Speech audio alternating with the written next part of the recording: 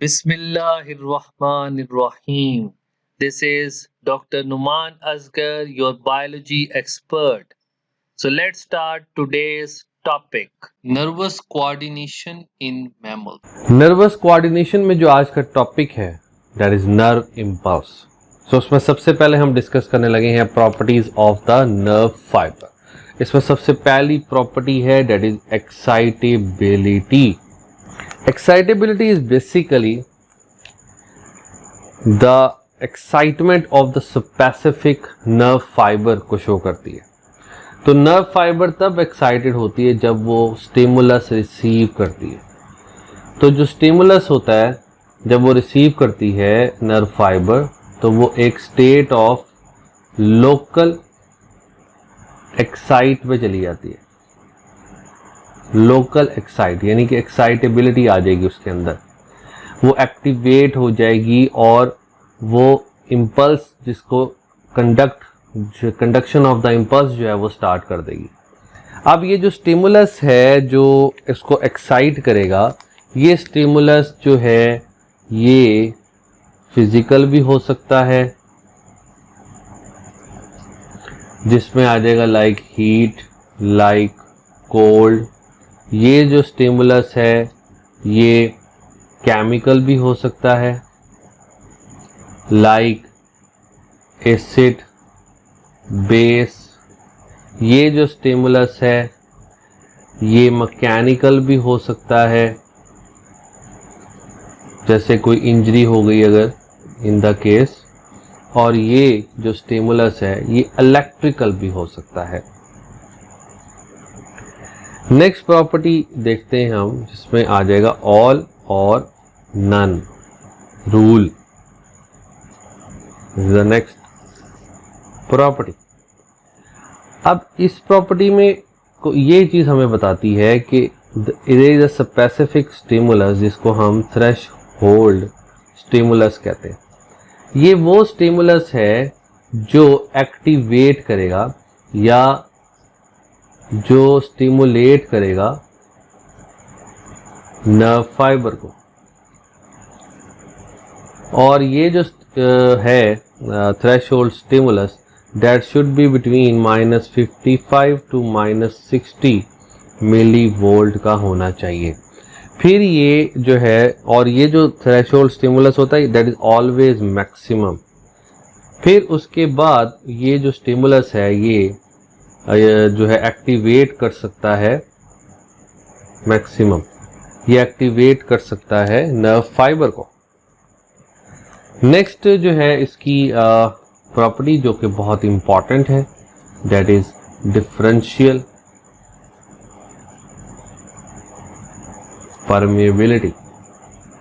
This जो property shows, ये property अब क्या शो करती है कि इसमें जैसे this one is the nerve impulse, sorry this one is the nerve fibre.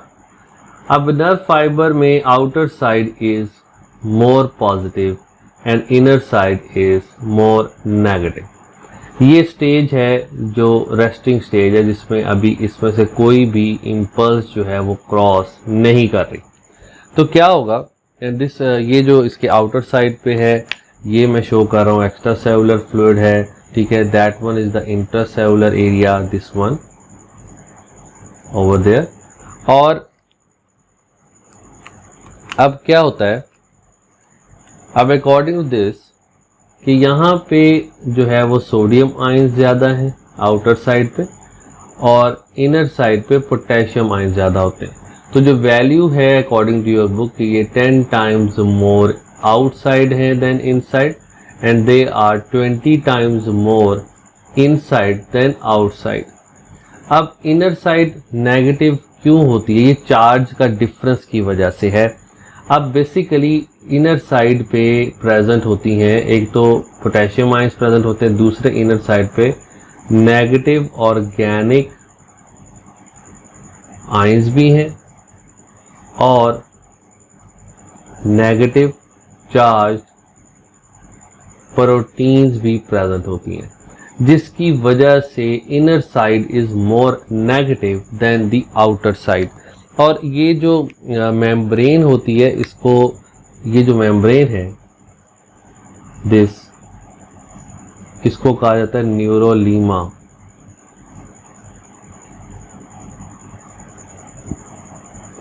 और जो इसके अंदर यहाँ पे प्लाज्मा होता है ओवर देयर, इसको कहते हैं न्यूरोप्लाज्म। तो this is how the differential permeability take place. कि अब इसमें क्या होता है कि जब इम्पल्स आएगी तो उसके बाद जो है वो पॉजिटिव आयंस जो है वो इनर साइड पे ज़्यादा हो जाएंगे और नेगेटिव आयंस जो है वो आउटर साइड पे ज़्यादा हो जाएंगे। जो परमिएबल है जो दिस न्यूरोलीमा, तो इसमें सोडियम आयंस मूव करते हैं और फिर पोटेशियम आयन। रेस्टिंग स्टेज में सोडियम बाहर ज़्यादा है और पोटेशियम इनर साइड पे ज़्यादा है। जब इस पे इम्पल्स आएगी तो obviously sodium moves inside and potassium moves outside. हम नेक्स्ट इसको देखते भी हैं, बहुत इंपॉर्टेंट ये आर्टिकल्स हैं इसमें जो है। अब नेक्स्ट हम देखेंगे नंबर 4 जो प्रॉपर्टी है इसकी, दैट इज द कंडक्टिविटी। कि ये इम्पल्स को कंडक्ट करती है, कंडक्टिविटी। तो जैसे मैंने अभी बात की कि जैसे ये एक नर्व है, नर्व फाइबर है, इसमें पॉजिटिव आयन जो है वो आउटसाइड हैं। अगर हम बात कर रहे हैं रेस्टिंग स्टेज की, तो जैसे ही इस पे इम्पल्स जो है वो पुट होती है, लाइक यहाँ पे सपोज इम्पल्स आ गई ओवर दिस पॉइंट, तो क्या होगा कि इस जगह पे जो है वो नेगेटिव आयन आ जाएगा ओवर देयर और इधर पॉजिटिव आयन आ जाएगा अंदर वाली साइड पे, इनर साइड पे, और बाकी जो है वो उसी तरीके से रहेगा। तो this is how the conduction of the impulse. के अब पॉजिटिव और नेगेटिव आयंस जो है वो मूव करेंगे तो जब नर्व इम्पल्स इसमें से क्रॉस करेगी तो ये कंडक्ट करती है नर्व इम्पल्स को, जो नर्व फाइबर है। ठीक है, इसके बाद so these are the properties of the nerve fibre. Now we will take a look at the process of the nerve impulse. So when we talk about the nerve impulse, तो these are the electrochemical changes को कहते हैं, electrochemical changes.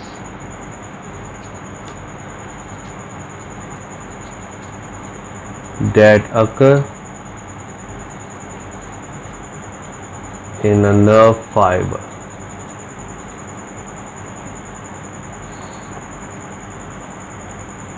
So we have to understand this first, that this is a nerve fiber. The outer side is more positive and inner side is more negative. तो अगर हम इसको एक ही जो है वो शो कर लें तो उससे भी हम इसको क्लियरली अंडरस्टैंड कर सकते हैं। अब सबसे पहला जो स्टेप है, the first step is generation of the nerve impulse.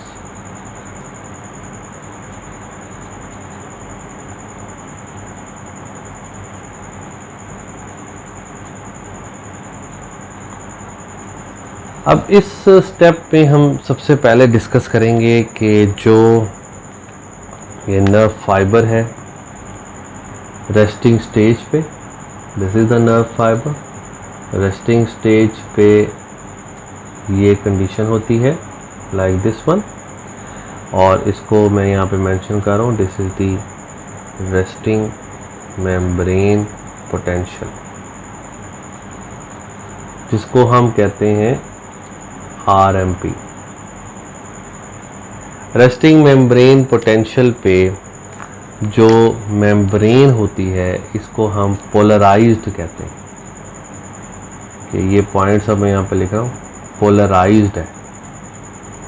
Polarised का मतलब ये है, हेयर यू कैन सी कि positive is outside and negative is inside. तो ये पोलर है इस वक्त, जिसमें हम ये कह सकते हैं कि this is electro positive outside the membrane and electronegative inside the membrane। अब जब पोलराइज्ड स्टेज होती है तो इस वक्त जो वोल्टेज है that is -70 milli volt voltage होता है। अब एक बात जो समझने वाली है, जो कि बहुत ज़रूरी है, कि जो ये मेम्ब्रेन होती है, इस पे जो चैनल्स होते हैं वो वोल्टेज गेटेड चैनल्स होते हैं। वो मैं यहाँ पे लिखता हूँ, वोल्टेज गेटेड चैनल्स। अब वो कौन कौन से हैं? ये जितने भी चैनल्स हैं इसके अंदर वो वोल्टेज गेटेड हैं। वोल्टेज की बेस पे वो चैनल जो है वो ओपन और क्लोज होते हैं। अब इसमें सोडियम चैनल्स हैं, अब इसमें पोटेशियम चैनल्स हैं, ठीक है, and also there are sodium potassium pumps available. तो ये ओपन और क्लोज होंगे अकॉर्डिंग टू द वोल्टेज। अब अगर हम बात करें यहाँ पे, जब रेस्टिंग मेम्ब्रेन पोटेंशियल है, पोलराइज स्टेट है, -70 मिली वोल्ट है, और जो इससे पहले हमने डिस्कस कर लिया कि इस जगह पे outside the membrane sodium ion जो है उसकी तादाद ज़्यादा है, और इस जगह पे इनर साइड पे जो पोटेशियम आयन है उसकी तादाद ज़्यादा है, ये 20 टाइम्स मोर है, ये 10 टाइम्स मोर है। तो एक बहुत इंपॉर्टेंट बात कि जब रेस्टिंग मेम्ब्रेन पोटेंशियल होती है तो क्या होता है कि जो सोडियम चैनल्स हैं वो क्लोज होते हैं, सोडियम चैनल्स जो हैं वो क्लोज होते हैं।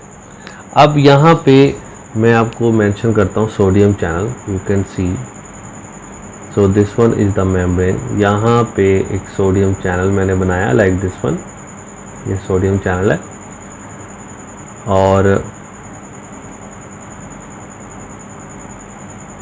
ये जो मेम्ब्रेन है वो कंप्लीट हो रही है। अब यहाँ पे जब रेस्टिंग स्टेज है तो here you can see the sodium channels are closed, this one, जो सोडियम चैनल्स हैं दीज आर, ये क्लोज्ड होते हैं, मूव नहीं करते, ठीक है। अब जैसे ही इसको थ्रेश होल्ड स्टिमुलस मिलता है, अब सुनिएगा गौर से कि जैसे ही इसको थ्रेश होल्ड स्टिमुलस मिलता है, मैं एक ही पॉइंट पे ये स्टिमुलस को शो करूँगा, ठीक है। ये थ्रेश होल्ड स्टिमुलस इसको यहाँ पे रिसीव हुआ। जैसे ही थ्रेश होल्ड स्टिमुलस रिसीव होता है, ये जो सोडियम आयंस हैं दे गेट ओपन। जब ये ओपन हो जाएंगे और जिसकी वजह से क्या होगा कि sodium start moving inside the membrane, sodium channel open हो जाएंगे और सोडियम आयंस जो हैं वो इनर साइड पे जाना स्टार्ट कर देते हैं, और वोल्टेज में जो चेंज आएगी वो -70 से -55 मिली वोल्ट पे चला जाएगा। तो तब ये सोडियम चैनल जो हैं ये ओपन होंगे और सोडियम जो है वो इनर साइड पे मूव कर जाएगा। और अगर हम मेम्ब्रेन को शो करें एट दैट टाइम, तो जो मेम्ब्रेन है ये पॉजिटिव, ये नेगेटिव, ये पॉजिटिव और ये नेगेटिव है, और जिस पॉइंट पे वो पोटेंशियल, वो थ्रेशोल्ड स्टिमुलस आया, जो nerve impulse I, that becomes negative, and sodium ions क्योंकि इनर साइड पे मूव कर गए तो that becomes positive. So this is the generation of that specific nerve impulse। अब यही कंडीशन है और इसी से हम आगे अब नेक्स्ट पॉइंट पे जाएंगे जो कि है conduction of the nerve impulse. अब इससे पहले इसको दोबारा से हम देख लेते हैं कि रेस्टिंग मेम्ब्रेन पोटेंशियल जब होता है तो उसमें हमें पता है कि sodium ions are more outside and potassium ions are more inside, और इसलिए हम कह सकते हैं कि जो मेम्ब्रेन है वो इलेक्ट्रोपॉजिटिव होती है आउटर साइड उसकी, और इलेक्ट्रोनेगेटिव होती है उसकी इनर साइड। और इस केस में क्या होता है कि ये पोलराइज्ड है, वोल्टेज इसमें क्या -70 मिली वोल्ट है जैसे, और इसमें क्या होता है बहुत इंपॉर्टेंट बात कि सोडियम चैनल जो है वो क्लोज होते हैं। थ्रेश होल्ड जो है वो स्टिमुलस जैसे इसको मिलेगा, सोडियम चैनल जो है वो ओपन हो जाएंगे, सोडियम आयंस जो है दे गेट इनसाइड, और उस वक्त जो वोल्टेज होगा वो -55 मिली वोल्ट हो जाएगा। और इस वक्त क्या होगा कि नेगेटिव जो आयन हैं वो बाहर आ जाएंगे, आउटर साइड पे आ जाएंगे, और जो पॉजिटिव आयंस हैं वो इनर साइड पे चले जाएंगे क्योंकि सोडियम जो है अब इनर साइड पे मूव कर चुका है। So now the second point is the conduction of the nerve impulse. So इससे पहले जो हमने डिस्कस किया, this one is the condition of the membrane जिसमें पॉजिटिव आयंस आउटसाइड पे प्रेजेंट हैं और जिस जगह पे स्टिमुलस है उस जगह पे जो negative ion is outside and positive ion is inside. अब गौर से इसको आपने अंडरस्टैंड करना है और समझना है। आफ्टर दिस क्या होगा, इस पॉइंट पे क्या है, इस पॉइंट पे क्या है, स्टिमुलस है। इस पॉइंट पे वो थ्रेशोल्ड स्टिमुलस है जिसने ये सोडियम आयंस को मूव करवाया, सोडियम चैनल्स ओपन हुए, सोडियम आयंस जो है वो इनर साइड पे आ जाते हैं। Now what will happen, this negative ion is attracted by this positive ion. This negative ion is attracted by this positive ion and this negative ion is attracted by this positive ion. तो होगा क्या कि this positive ion will go over there and this positive ion will go over there. तो इससे क्या होगा कि अब ये तो यहाँ पे तो इम्पल्स आई ही नहीं ना, मतलब इस पॉइंट पे जो है वो इसको स्टिमुलस नहीं मिला। हम इस पॉइंट की बात कर रहे हैं। तो what will happen, this will become positive, this become negative, और ये जो अब इम्पल्स है वो आगे ट्रांसफ़र हो चुकी है। ये जो आयंस हैं वो नेक्स्ट स्टेज पे जो है वो चेंजेस इनमें आ चुकी हैं, और इस जगह पे अगेन यहाँ पे क्या होगा, इधर पॉजिटिव होगा, इधर नेगेटिव होगा, and the same thing continuous कि यहाँ पे this negative ion is attracted by this positive ion and this positive ion is attracted by this negative ion. तो इस तरीके से ये अट्रैक्शन की बेस पे ये मूवमेंट जो है वो चलती रहती है। अब ये तो था case in the case of non myelinated, जिसमें माइलिन शीट जो है वो प्रेजेंट नहीं होती। ये नॉन माइलिनेटेड नर्व फाइबर्स में इस तरीके से जो नर्व इम्पल्स है वो कंडक्ट होती है। तो अगर हम बात करें माइलिनेटेड नर्व फाइबर्स की, तो उसको ऑब्जर्व कीजिएगा आप, ये देखिएगा ये माइलिनेटेड नर्व फाइबर है जिसमें एज वी नो ये ऐसे माइलिन शीट जो है वो प्रेजेंट होती है। अब इसमें positive and negative, and suppose यहाँ पे इम्पल्स जो है वो आ चुकी है, इसकी वजह से ये नेगेटिव हो जाएगा एंड दैट बिकम्स पॉजिटिव। इसको मैं और ज़्यादा सेपरेट कर देता हूँ ताकि और क्लियरली हम अंडरस्टैंड कर सकें। तो यहाँ पे again this one is the positive, this one is the negative. Now what will happen, this is the myelin sheath है ये, जिस that is the non conductor, जिसमें से क्रॉस नहीं कर सकती impulse. So what will happen कि ये जो अट्रैक्शन है that is taken place by this one, ये this negative ion is attracted by this positive ion like this, and this negative ion is attracted by this positive ion like this, ठीक है। तो अब उसके बाद क्या होगा कि ये जो मूवमेंट है, अब that movement is from this, अब ये क्या नोड है, नोड ऑफ रणवीर जो हम डिस्कस कर चुके हैं, this one is the node of Ranveer. अब ये जो नोड टू नोड मूव करेगा, this negative ion come over here and this positive ion come over here. तो यहाँ पे ये ऑलरेडी ये प्रेजेंट थी, that is the myelin sheath that is present over there। अब इसमें यहाँ पे आ गया ये पॉजिटिव आयन और यहाँ पे ये नेगेटिव आयन। यहाँ पे अब ये था पॉजिटिव, ये था नेगेटिव। ओके, सो अगर हम इसको इस साइड से भी शो कर दें दैट विल बी, अब इसमें मैंने इम्पल्स को डायरेक्शन को इस तरफ कर दिया है, तो इम्पल्स की डायरेक्शन इस तरफ भी हो सकती है, ये नेगेटिव पॉजिटिव आयन जो है वो अट्रैक्टेड हो सकते हैं, ठीक है, और ये मूवमेंट जो है वो इस तरफ को भी हो सकती है। तो हम इसको समझाना था बस आपको कि किस तरीके से ये अट्रैक्शन होगी और ये नोड टू नोड मूवमेंट होगी। तो अब इसको कहते हैं हम सॉल्टेटरी इम्पल्स, जो कि नोड टू नोड मूव करती है। So that is the saltatory impulse that move from node to node, node to node jump of impulse. So now the third point is the repolarization.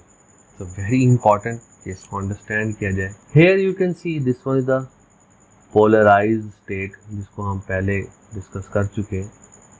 ये polarized state है, मैं यहाँ पे mention कर रहा हूँ polarized। Polarized का मतलब यहाँ पे जो वोल्टेज था वो था -70 millivolt। Now this one is the non-polarized, or you can say depolarized state, that one, ये depolarized हो गया, जिसमें इस वक्त क्या है, जो वोल्टेज है वो -55 मिली वोल्ट है। इस केस में क्या है, डीपोलराइजेशन के केस में क्या था, यहाँ पे पोलराइज के केस में क्या था, बहुत इंपॉर्टेंट चीज़ है, पोलराइज के केस में क्या था, sodium channels close. Polarise state में क्या हुआ, सोडियम चैनल्स ओपन हो गए। Now how the nerve fibre get repolarised, वो कैसे अब रीपोलराइज्ड होगी। So this is very important to understand कि रीपोलराइजेशन कैसे है।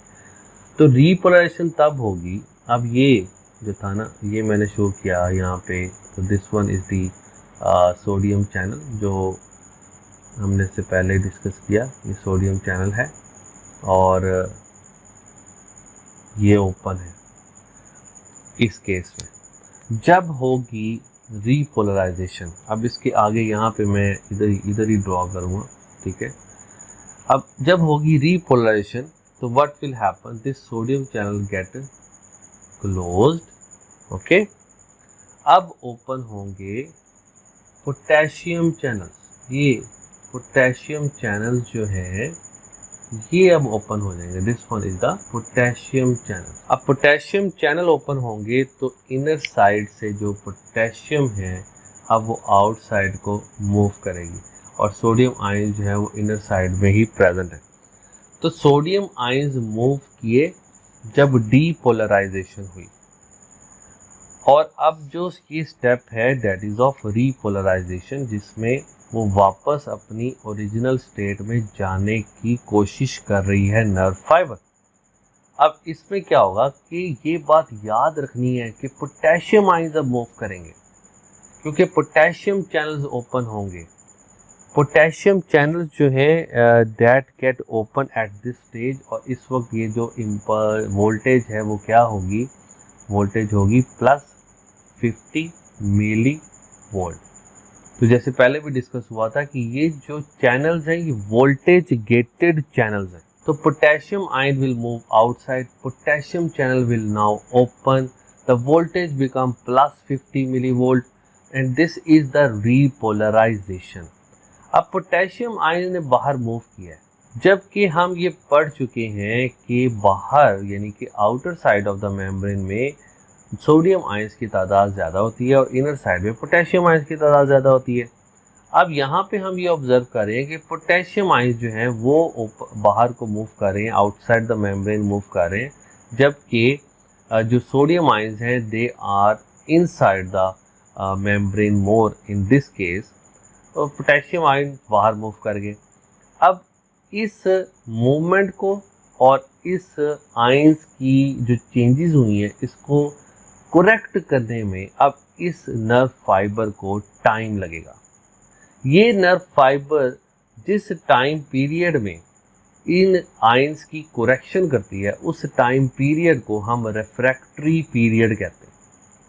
अब सुने दोबारा से कि जिस टाइम पीरियड में ये जो नर्व फाइबर है ये अपने चैनल्स को जो अपने आयंस को करेक्ट करती है, तो that time period is known as refractory period, जिसको अब हम डिस्कस करने लगे हैं। So next we are going to start the refractory period. Refractory period is basically the period इसमें जो आयंस हैं वो करेक्ट होंगे, and for that purpose the another pump that is very much important.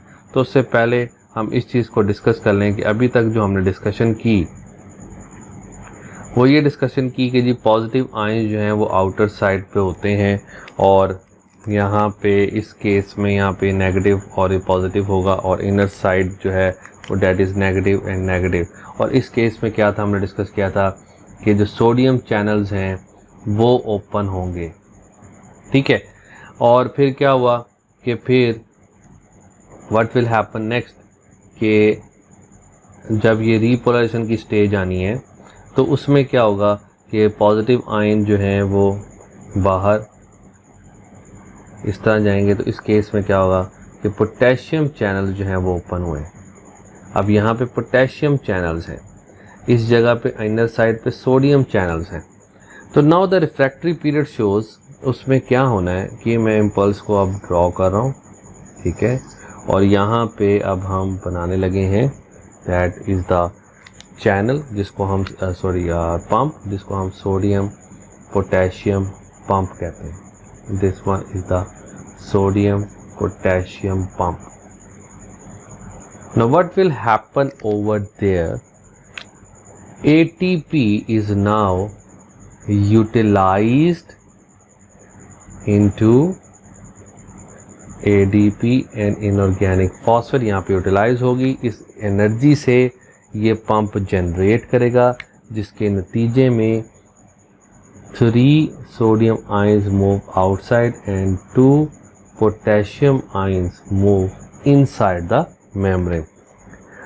Now अब इसको पहले understand करें। हुआ क्या था कि जब सोडियम चैनल्स ओपन हुए, the voltage is -70 milli volt. Potassium channels open हुए, the voltage is +50 milli volt. अब इसी जो था ना वोल्टेज जो है नाउ जो सोडियम पोटेशियम पंप जो है वो एटीपी की प्रेजेंस में, एटीपी की यूटिलाइजेशन के बाद ये जो पंप है ये एक्टिवेट होगा और ये पंप 3 सोडियम आयंस को बाहर भेजेगा, 2 पोटेशियम आयंस को इनर साइड पे मूव करवाएगा, ताकि जो potassium outside the membrane move किया था वो भी इनर साइड पे आ जाए और जो सोडियम इनर साइड पे मूव किए थे वो सोडियम आयंस जो है वो बाहर की तरफ मूव कर जाए। इस तरीके से जो आयंस हैं उसकी करेक्शन हो जाएगी और जो नर्व फाइबर है वो टोटली रेस्टिंग स्टेज में आ जाएगी, जिसमें हम ये पढ़ चुके हैं कि सोडियम आयंस जो हैं वो आउटर साइड पे ज़्यादा होते हैं और जो पोटेशियम आयंस हैं वो इनर साइड पे ज़्यादा होते हैं। तो अब इस पूरे जो नर्व इम्पल्स में जो अभी तक हमने स्टडी किया, इसको अब हम देख लेते हैं कि सबसे जो पहली स्टेज थी दैट इज़ दी कि जो मेम्ब्रेन होती है वो पोलराइज्ड होती है, यानी कि जिसमें उसमें से कोई इम्पल्स जो है वो क्रॉस नहीं कर रही, ये पॉजिटिव नेगेटिव, जिसमें सोडियम आयंस जो हैं वो आउटर साइड पे ज़्यादा हैं और पोटेशियम आयंस जो हैं वो इनर साइड पे ज़्यादा हैं। तो ये पोलराइज स्टेट, इस वक्त जो वोल्टेज है वो -70 मिली वोल्ट। सेकेंड, जब जो इम्पल्स मिली उसको स्टिमुलस मिला और उसके बाद वो डीपोलराइज्ड हुई नर्व फाइबर, तो at that stage this negative ions come outside और इसमें हुआ क्या कि सोडियम चैनल्स जो हैं वो ओपन हुए। जब सोडियम चैनल ओपन होंगे तो सोडियम मूव्स इनसाइड और इस वक्त जो वोल्टेज है दैट बिकम्स -55 मिली वोल्ट। फिर क्या हुआ, फिर हुई रीपोलराइजेशन। रीपोलराइजेशन में क्या होगा कि जो इम्पल्सेस हैं that start towards the original, but यहाँ पे पोटेशियम आयंस जो हैं उसकी तादाद, पोटेशियम चैनल्स जो हैं वो ओपन होंगे ओवर देयर, पोटेशियम ओपन होंगे एंड पोटेशियम मूव आउटसाइड, जिसे हम पोटेशियम इफ्लक्स भी कहते हैं और वोल्टेज हो जाएगा +50 milli volt at that time. Then number 4 step that is the refractory period, जो अभी हमने डिस्कस किया। और इस रिफ्रैक्टरी पीरियड में क्या होना है कि जो सोडियम पोटेशियम पंप है that become open over there and start moving 3 sodium outside and 2 potassium ions inside the membrane with the utilization of ATP utilization होगी, जिसकी वजह से क्या होगा, this comes to its original position। So अब हम discuss करने लगे हैं ग्राफ। जो ग्राफ है जिसे हम अंडरस्टैंड कर सकते हैं कि ये पूरे प्रोसेसेस में क्या हुआ, ठीक है। So in this graph you can clearly see that number 1 step पे लिखा हुआ है कि जहाँ पे -70 मिली वोल्ट है और जो नर्व फाइबर है वो रेस्टिंग स्टेज पे है। नंबर 2 पॉइंट शो कर रहा है कि जैसे ही उसको थ्रेशोल्ड स्टिमुलस मिला, और यहाँ पे आप ये देख सकते हो कि जो वोल्टेज है दैट इज -55। अब इस वक्त क्या हुआ कि सोडियम चैनल्स ओपन हुए और सोडियम आयंस मूव किए inside of the nerve fibre. Then there is a depolarisation. जो इम्पल्स है वो आगे को मूव करेगी, पॉजिटिव और नेगेटिव आयंस की अट्रैक्शन की वजह से मूवमेंट हो रही है। थर्ड पॉइंट पे क्या हुआ, at the third point potassium channels open at +50 milli voltage. जो पोटेशियम चैनल्स हैं अब वो इनर साइड पे मूव करेंगे, सोडियम चैनल्स जो हैं वो अब क्लोज हो चुके हैं एट +50 मिली वोल्टेज पे। वो पोटेशियम चैनल जैसे ही आउटर साइड पे मूव करेंगे पोटेशियम चैनल्स ओपन होने की वजह से, तो अब क्या होगा कि जो पॉजिटिव आयंस हैं, जो पोलराइजेशन उसकी जो स्टेट है वो वापस आना स्टार्ट हो जाएगी, जिसे हम कहते हैं रीपोलराइजेशन। तो रीपोलराइजेशन स्टेट पे ये वापस आ रही है अब इम्पल्स। अब पोटेशियम आयंस जो हैं वो बाहर को मूव किए आउटसाइड द मेम्ब्रेन, जबकि आउटसाइड द मेम्ब्रेन पे सोडियम आयंस जो हैं वो ज़्यादा होते हैं। तो इस करेक्शन पीरियड को हम रिफ्रैक्टिव पीरियड कहते हैं, जो यहाँ पे नंबर 5 पॉइंट पे शो किया गया है, that is the recovery period. अब रिकवरी में क्या होगा, सोडियम पोटेशियम पंप जो हैं वो एक्टिवेट होंगे, एटीपी यूटिलाइज होगा, 3 सोडियम आयंस जो हैं वो आउटर साइड पे मूव करेंगे और 2 पोटेशियम आयंस जो हैं वो इनर साइड पे मूव करेंगे, जिससे क्या होगा कि जो ये नर्व फाइबर है वो अपने ओरिजिनल पोलराइज्ड स्टेट पे वापस आ जाएगा। So this is how nerve impulse travel, and this is all about the nerve impulse conduction. Thank you very much and Allah Hafiz.